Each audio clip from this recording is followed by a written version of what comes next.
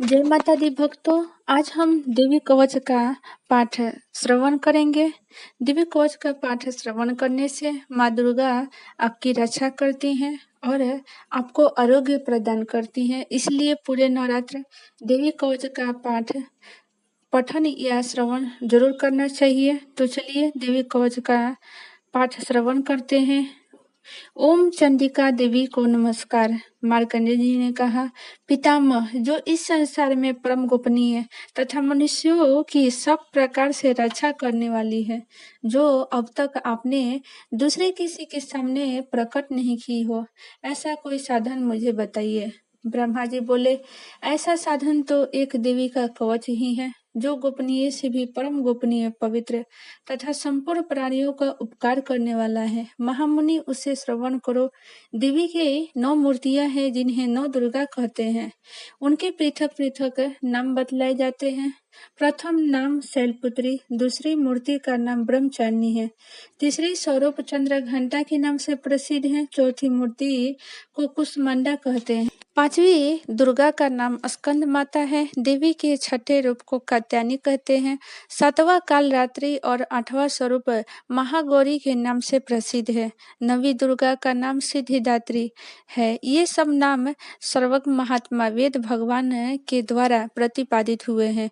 जो मनुष्य अग्नि में जल रहा हो, रणभूमि में शत्रुओं से घिर गया हो, विषम संकट में फंस गया हो तथा इस प्रकार भय से आतुर होकर जो भगवती दुर्गा के शरण में प्राप्त हुए हो, उनका कभी कोई अमंगल नहीं होता। युद्ध के समय संकट में पड़ने पर भी उनके ऊपर विपत्ति दिखाई नहीं देती, उन्हें सुख दुख भय की प्राप्ति नहीं होती। जिन्होंने भक्ति पूर्वक देवी का स्मरण किया है, उनका निश्चय ही अभ्युदय होता है।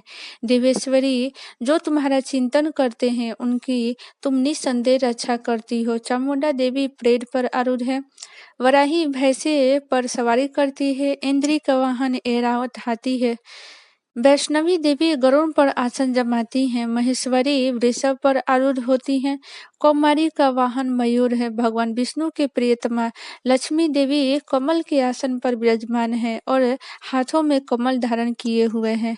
वृषभ पर आरूढ़ ईश्वरनी देवी ने श्वेत रूप धारण कर रखा है। ब्राह्मणी देवी हंस पर बैठी हुई है और सब प्रकार के आभूषणों से विभूषित है। इस प्रकार ये सभी माताएं सब प्रकार की योग शक्तियों से संपन्न है।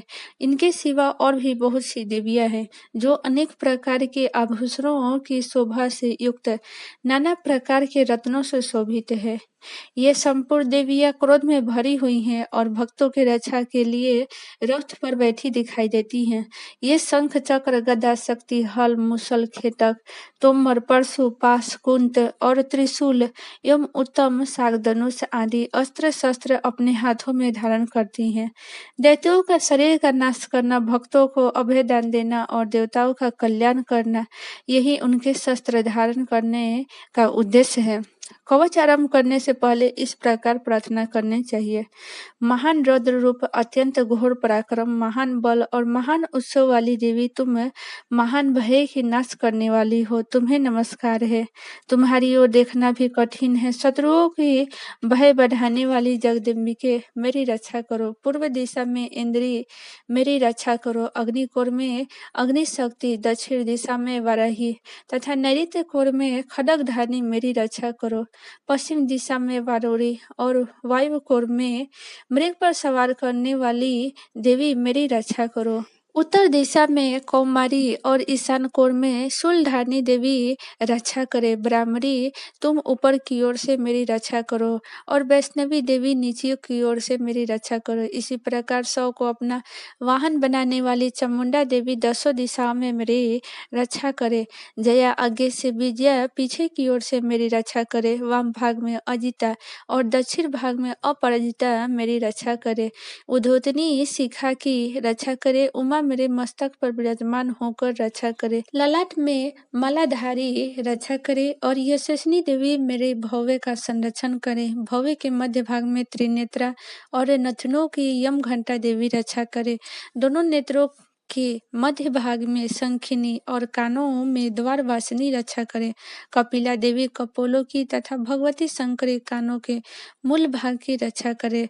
नासिका में सुगंधा और ऊपर को ओठ में चर्चिका देवी रक्षा करे। नीचे को ओठ में अमृत कला तथा जिह्वा में सरस्वती देवी रक्षा करे। कौमारी दांतों की और चंडिका कंठ प्रदेश की रक्षा करे।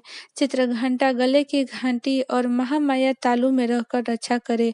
कामाक्षी ढोढ़ी की और सर्वमंगला मेरेवाड़ी की रक्षा करे।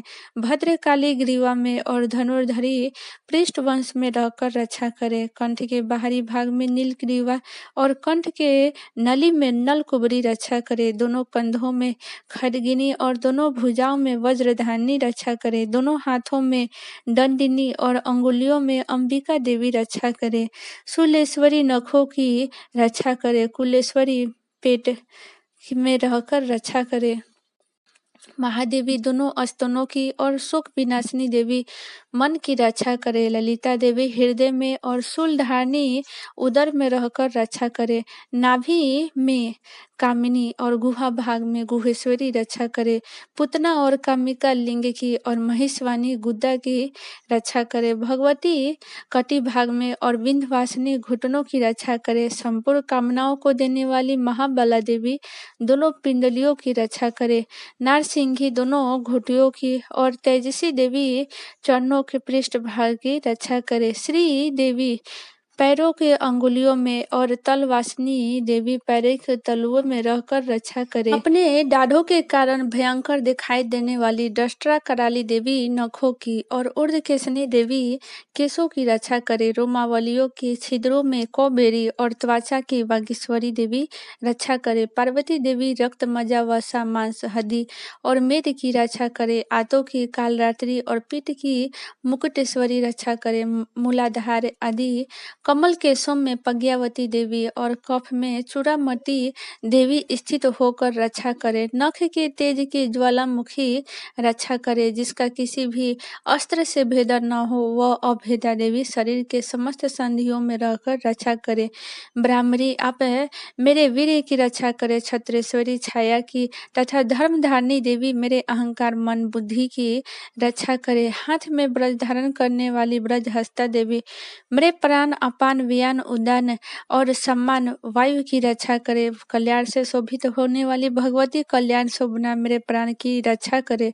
रस रूप गंध शब्द और स्पर्श इन विषयों को अनुभव करते समय योगिनी देवी मेरी रक्षा करे तथा सतोगुण रजोगुण और तमोगुण की रक्षा सदा नारायणी देवी करे। वराही आयु की और वैष्णवी देवी धर्म की रक्षा करे। चक्रेरी देवी यश कृति लक्ष्मी धन और विद्या की रक्षा करे।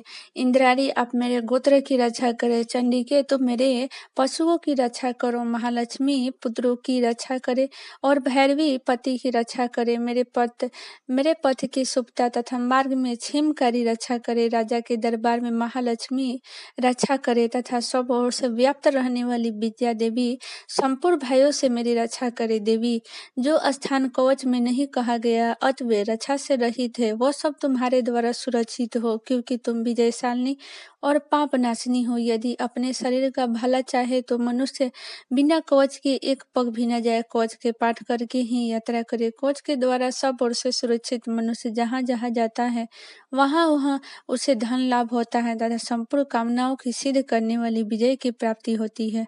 वह जिस जिस अभीष्ट वस्तु का चिंतन करता है उसको निश्चय ही प्राप्त कर लेता है।